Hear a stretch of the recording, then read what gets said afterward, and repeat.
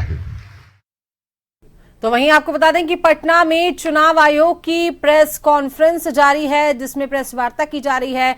चुनाव से जुड़े मुद्दों पर बातचीत हो रही है, आप भी देखिए। सूची के शुद्धिकरण का कार्य हुआ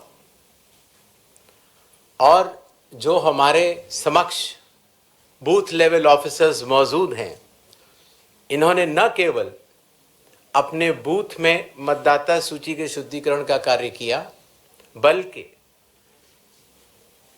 इन लोगों के साथ साथ बिहार के 90,217 बूथ लेवल ऑफिसर्स ने एक ऐसा कार्य किया जो कि पूरे देश में अनुकरणीय है। मैं निवेदन करूंगा कि करतल ध्वनि के साथ हमारे इन योद्धाओं को प्रोत्साहन दिया जाए।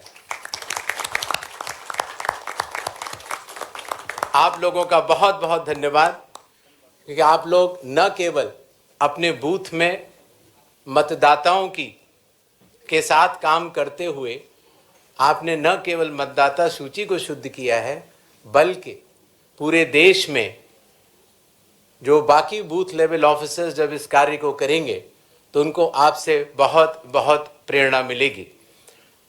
जैसे कि विश्व को बिहार की वैशाली ने ही गणतंत्र का रास्ता दिखाया था, वैसे ही आप सभी लोग मिलकर अब देश को मतदाता सूची को शुद्ध करने के कार्य के लिए प्रेरणा का स्रोत बनेंगे। बहुत बहुत धन्यवाद।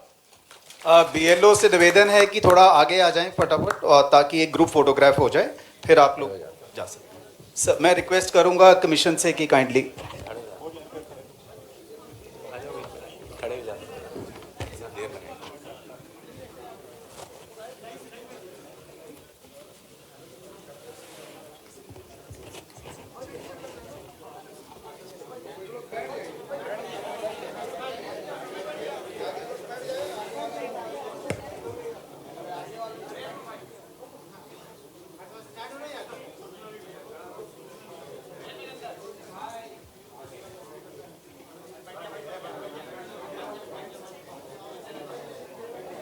धन्यवाद।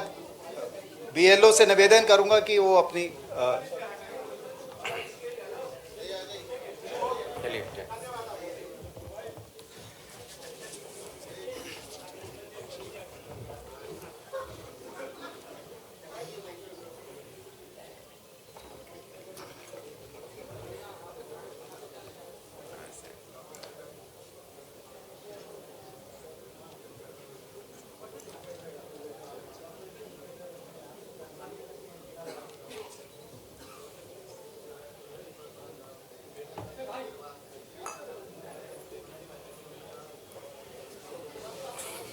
मैं माननीय chief election commissioner sir Shri Gyanesh Kumar ji से निवेदन करता हूं कि वो अपना वक्तव्य दें।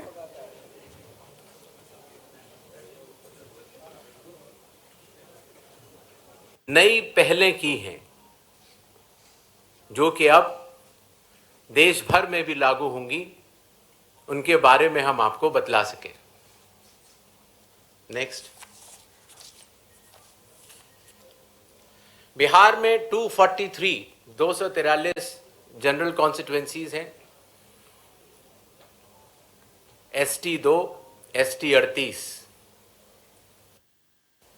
नेक्स्ट। बिहार के विधानसभा की कालावधि 22 नवंबर तक समाप्त हो रही है और उसके पहले ही चुनाव संपन्न होंगे। पूरी चुनाव आयोग की टीम पिछले 2 दिनों से बिहार में है। हालांकि इसके पहले भी हमारे वरिष्ठ अधिकारी पूरे बिहार का दौरा कर चुके हैं। आने के बाद सबसे पहले चुनाव आयोग ने बिहार की सभी मान्यता प्राप्त राजनीतिक दलों के साथ बैठक की। बिहार के सभी डीएम, एसपी, एसएसपीज, आईजी, डीआईजीज, कमिश्नर्स के साथ साथ सभी एनफोर्समेंट एजेंसीज के हेड और नोडल ऑफिसर्स के साथ भी मुख्य निर्वाचन अधिकारी Bihar state police nodal officer और सीएपीएफ के नोडल अधिकारियों के साथ बैठक की और उसके बाद बिहार के मुख्य सचिव, बाकी सचिव के साथ भी बैठक हुई, डीजीपी से के साथ बैठक हुई और अब हम आखिरी चरण में हैं। जो सब कुछ हुआ उसका ब्यौरा आपको देकर फिर हम लोग वापस दिल्ली प्रस्थान करेंगे। नेक्स्ट।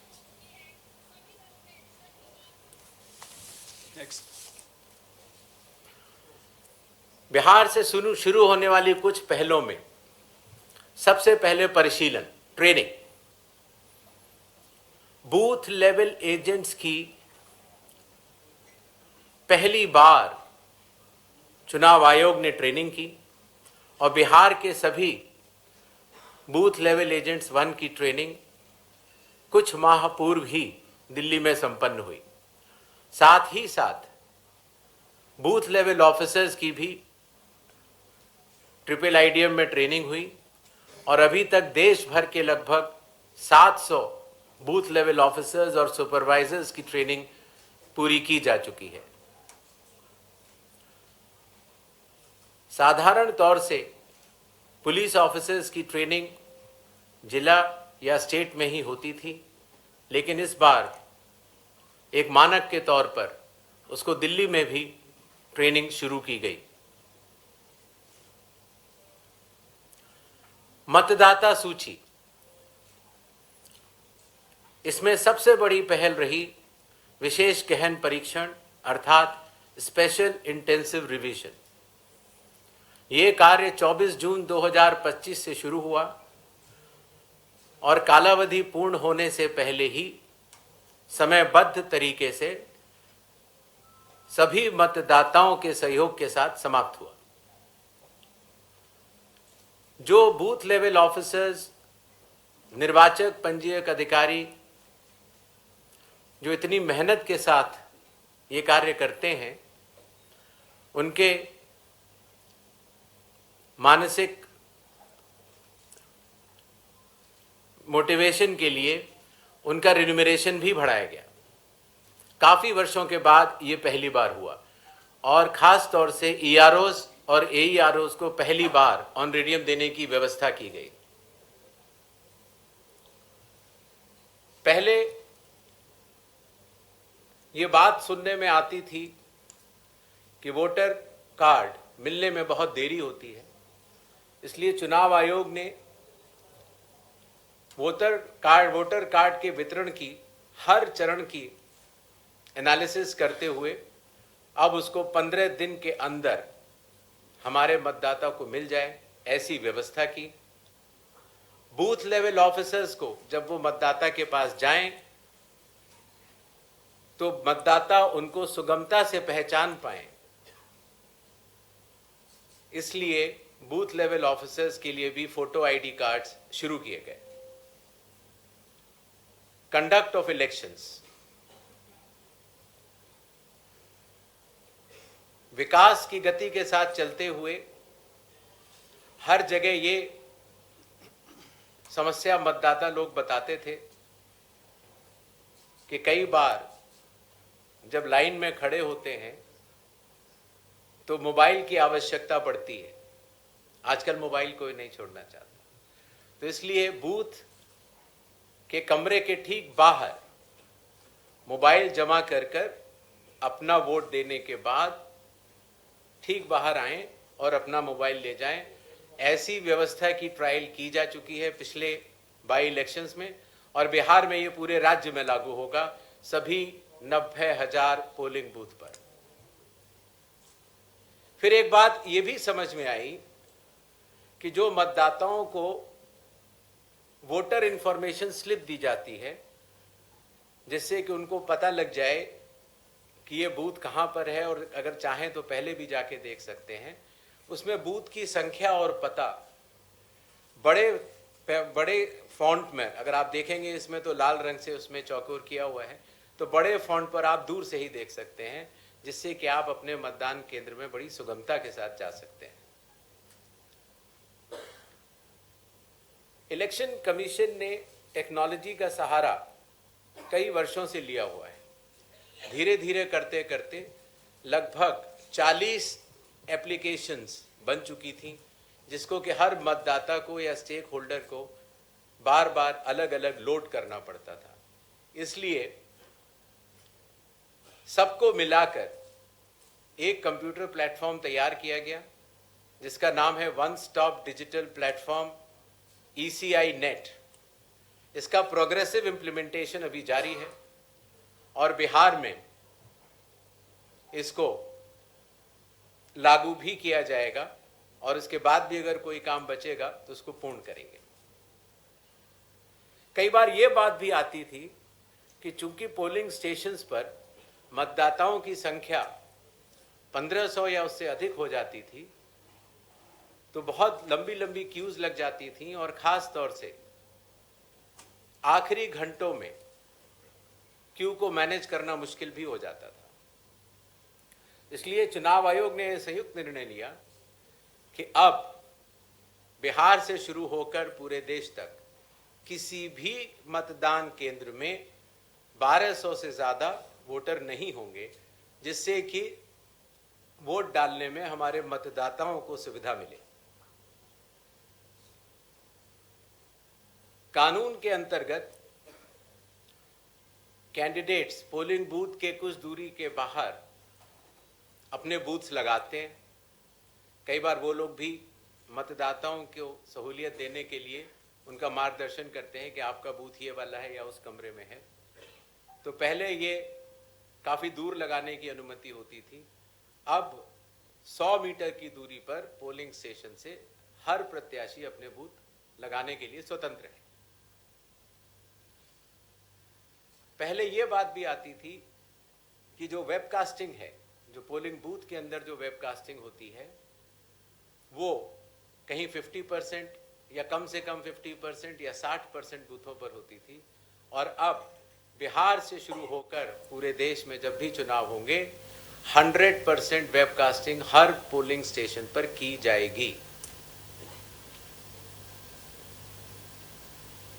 कई बार प्रत्याशियों ने यह बात कही कि जब ईवीएम पर जो बैलेट पेपर या कागज लगता है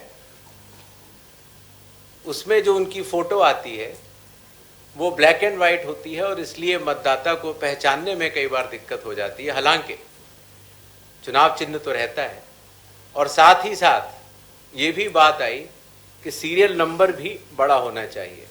तो इसलिए बिहार के चुनाव से शुरू करके पूरे देश में अब सीरियल नंबर का फॉन्ट भी बड़ा होगा और प्रत्याशियों की फोटोग्राफ, वो कलर्ड फोटोग्राफ लगाई जाएगी। मतगणना